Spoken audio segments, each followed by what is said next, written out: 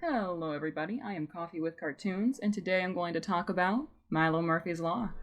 Milo Murphy's Law is an animated series that came out in 2016 on Disney XD, created by the same masterminds behind Phineas and Ferb, Dan Povenmire and Jeff Swampy Marsh, and is about Milo Murphy, a descendant of Howard A. Murphy Jr., the namesake of Murphy's Law, which means that anything that can go wrong will.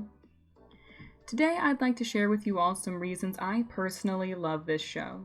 From the amazing cast of characters, visuals, and sounds, to the show elements that really made it shine. I'm going to keep this pretty spoiler-free as far as plot goes, so I'll be referencing just the first season in this video, even though there is a ton to love about Season 2 as well. I'll start off with our main trio of characters. Milo Murphy is an amazing main character. The 13-year-old has inherited the family curse of Murphy's Law.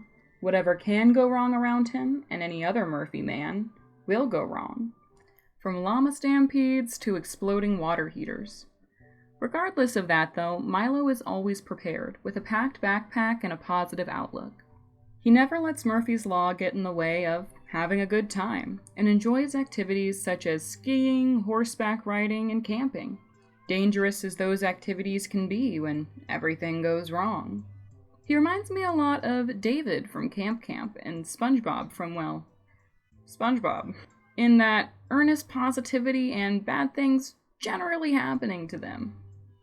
Melissa Chase, Milo's best friend since kindergarten, is the grades and statistics obsessed second member of the main trio.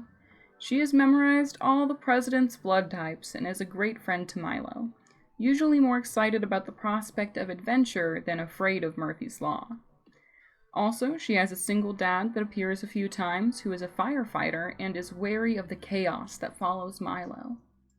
Zach Underwood finishes off our main trio of characters. In the first episode, he meets Milo at the bus stop waiting to get taken to his first day at a new school. Zach, even after learning about the curse, still wants to be friends with Milo.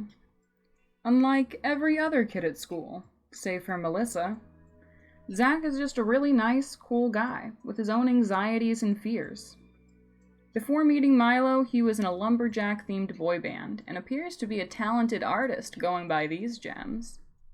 Along with these three, there is also a B-plot in most episodes that follow Balthazar Cavendish and Vinny Dakota, time travel partners sent from the future to save pistachios from going extinct because they were their boss's favorite nut.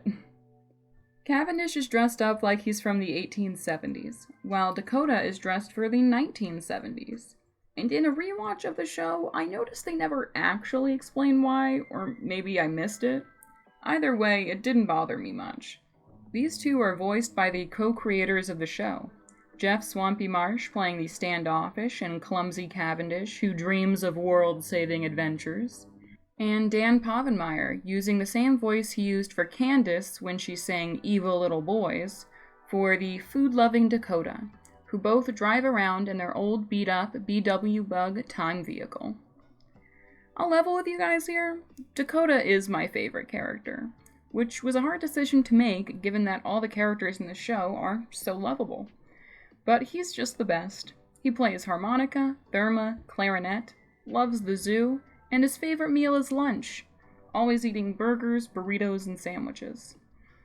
To be honest, before I realized he was Italian, I thought he was supposed to be Jewish, but he is very obviously Italian.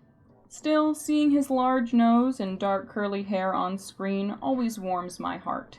Before moving on to the supporting characters that make this show that much more fun, I'd like to talk about Milo's family for a sec. He has an older sister named Sarah, and his parents, Bridget and Martin Murphy. Sarah is your average comic nerd obsessed with the in-universe equivalent to Doctor Who, Dr. Zone, though Milo is an avid fan as well. She has been known to overthink and stress over things, but has also been shown to be just as resourceful as Milo when it comes to Murphy's Law. Martin Murphy also has the curse and works as a safety inspector, which I thought was clever. And Bridget looks to be some sort of architect or city planner. Martin is a good dad, but Milo's mom is really the MVP of advice. I mean, when I watched this clip from the Career Day episode, I was legit in tears. This advice is so good. So, how was Career Day? I'm just confused. Seems like it's really important to pick a career, but I just don't know what to pick. Well, don't. Do everything. Being an architect is my second career, and I had plenty of jobs before that. You shouldn't worry too much about it today. Just being Milo, that's a full-time job, wouldn't you say? Yeah, it sure keeps me busy. Besides, I already know what you're going to be. What? You're going to be extraordinary. No, Mom. And now I'll quickly go over some of my favorite supporting characters. Mort, the football-playing, astrology, and quartz-obsessed fourth member of Milo and his friends' band. Amanda, the order-loving love interest for Milo and band manager. Veronica, Milo's old babysitter, who delivers pizza and gave Milo the backpack he always wears. I'm adding a space for the entire Middletown Middle School because their mascot is Murray the Middleman, who is just a guy in a suit, and I thought it was really funny. Brick and Savannah, the other time travelers that are more professional and action movie-esque. Their time vehicle is a limo. Mr. Draco is maybe a vampire and likes to ride around on a Segway. Lastly, we have Neil from the comic shop, Sarah's boyfriend. They're a very cute, nerdy couple who are both really into each other. I liked this bit where everyone calls him Neil from the comic shop because that's how Sarah talked about him. And then when they pass his sister, she goes, "Is that Sarah from the comic shop?"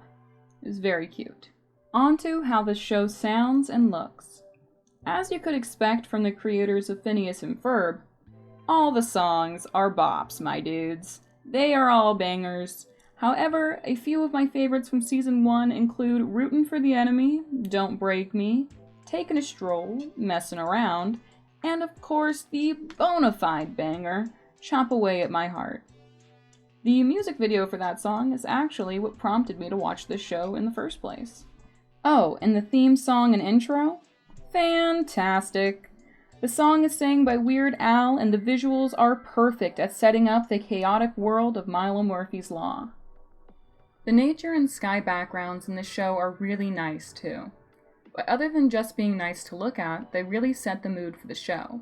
The more muted color palette compared to Phineas and Ferb giving off a more domestic and cozy vibe than exciting and fast-paced.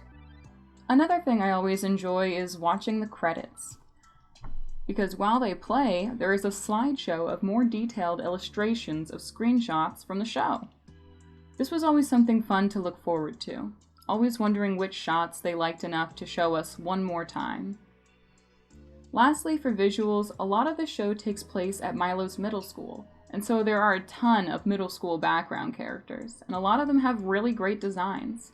Such as this character, who always caught my eye when they were on screen.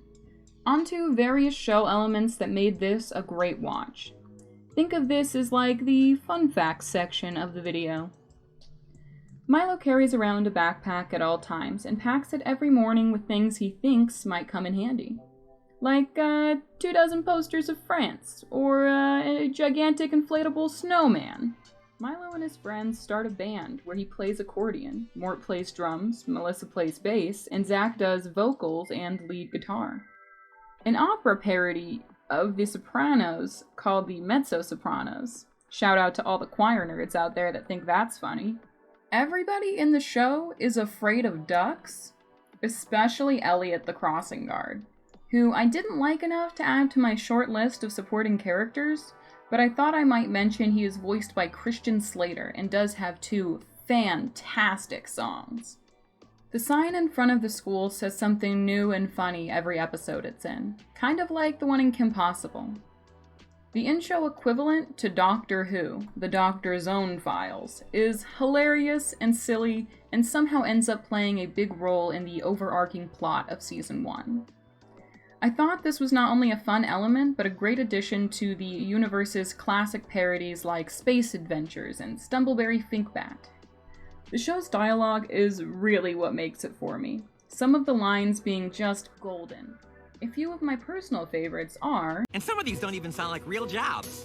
Animator? I think it's a typo. Man, Pluto has to be a planet. An astrologer told me it's in my 4th house. That's the funny thing about vacations. It's like Dad always says. Nope, I'm not always saying anything today. I'm on vacation.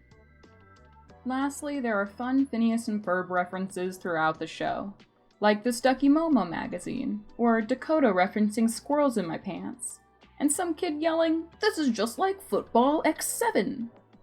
along with an amazing crossover at the end of Season 1. From characters, to music, to hilarious in-show parodies, there are so many reasons to love Milo Murphy's Law. Let me know down in the comments if this show sounds like something you'd like, and if you've already watched it, let me know some of the reasons you liked it. This is Coffee with Cartoons, signing off.